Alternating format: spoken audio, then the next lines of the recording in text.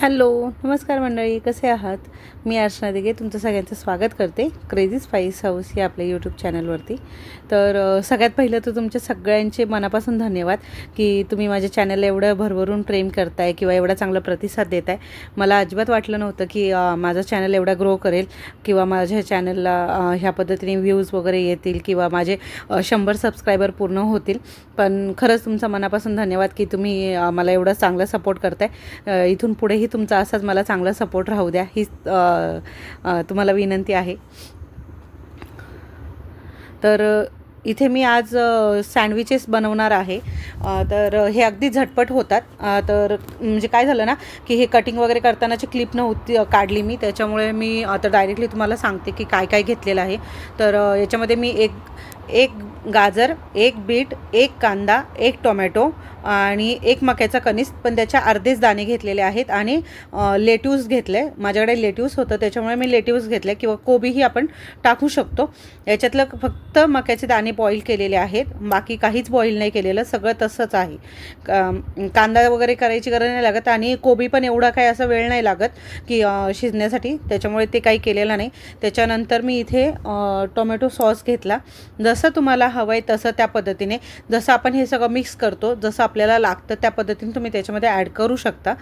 तर मला जसं हवं होतं म्हणजे जितकं क्वांटिटीमध्ये लागत होतं त्या पद्धतीने मी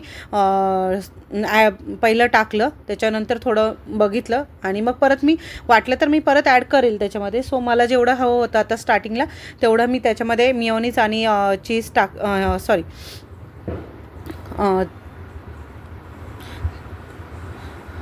त्याच्यानंतर मी इथे ऑरेगानो टाकलेला आहे.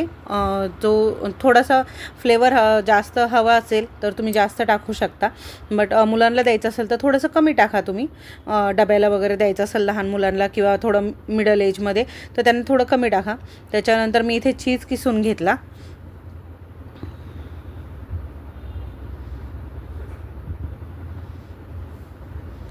सो बऱ्यापैकी चीज किसला की मुलांना, लहान मुलांना म्हणा किंवा मिडल एजमध्ये थोडं हेल्दी राहतं चीज पण. सो बरं पडतं आणि कधीतरी आपण पण खाऊ शकतो, असं काही नाही की आपल्याला सक्ती असते खाण्याची. सो आपण पण खाऊ शकतो, त्याच्यामुळे सँडविचेस वगैरेमध्ये चालतं. बाकी आपण डेली तर काही चीज खात नाही, मुलं तर चालतात, मुलांचं काही एवढं नसतं म्हणायला. सो मी चीज किसून घेतलं. त्याच्यानंतर हे सगळं व्यवस्थित मिक्स केलं. पण त्यामध्ये मीठ टाकलं. मीठ टाकताना थोडंसं व्यवस्थित टाका. चीजमध्ये पण थोडं मीठ असतं आणि टोमॅटो सॉसमध्ये पण मीठ असतं थोडं, किती नाही म्हटलं तरी. आणि ऑफकोर्स याच्यामध्ये पण असतं की मिओनीजमध्ये पण. सो थोडं व्यवस्थित टाका जेणेकरून तुमचे सँडविच थोडंसं खारट नाही लागणार ह्या पद्धतीने. आणि मग हे सगळं मी व्यवस्थित अगदी मिक्स झालं पाहिजे ह्या पद्धतीने त्याला मिक्स करून घेतलं.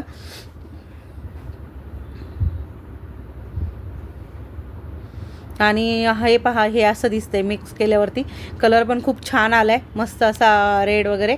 पण मला असं वाटलं की थोडंसं जरा मिओनीज वगैरे कमी पडलेलं आहे, मिओनीज आणि टोमॅटो कॅचअप. सो मी त्याच्यामध्ये परत थोडा ॲड केला. मी जसं म्हटलं की आपल्याला वाटतंय तर आपण अजून ॲड करू शकतो, बट थोडं वाटत होतं मला कमी आहे, सो मी त्याच्यामध्ये परत ॲड केलं आणि हे सगळं व्यवस्थित मिक्स केलं. त्याच्यानंतर मी इथं माझ्याकडे मी ब्राऊन ब्रेड घेतलेला आहे. व्हाईट ब्रेड पण चालतो, तर त्याने काही एवढं म्हणजे असा फरक नाही पडत. आणि बटर होता, सो माझ्याकडे टोस्टर आहे, त्याच्यामुळे मी टोस्टमध्ये करते. बट हे मला रेयांशला डब्याला द्यायचे होते आणि त्याला खायला पण द्यायचे होते, त्याच्यामुळे मी बटर थोडं जास्त लावलं होतं रेयांशला सँडविच करता.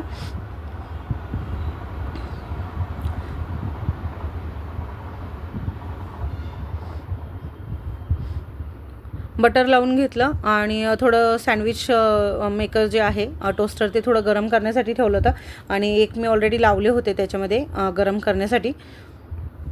तर ते काढून घेते आणि परत एक रेयांशा टिफिनसाठी लावते.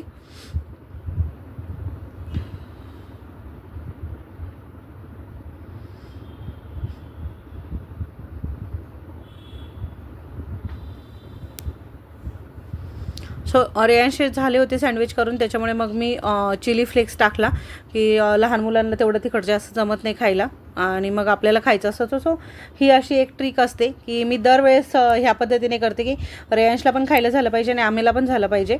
सो माझं हे थोडं असं की त्याचं त्याचं पण होऊ दे आणि आम्हाला पण होऊ दे ह्या पद्धतीने मग करावंच लागतं. त्याच्यानंतर मग ऑरेगॅनो पण थोडा टाकला, चिली फ्लेक्स पण थोडे टाकले आणि हे परत व्यवस्थित मिक्स करून घेतलं आणि मग मी माझे आणि तनूचे सँडविच बनवून घेतले.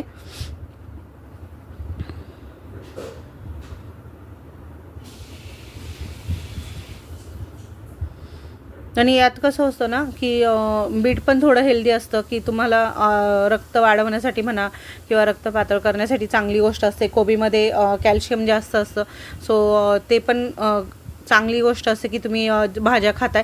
माझ्याकडे एवढ्याच भाज्या होत्या, म्हणजे आता सध्या तरी माझ्याकडे घरामध्ये तेवढ्याच होत्या, कोबी आणि बीट वगैरे गाजर.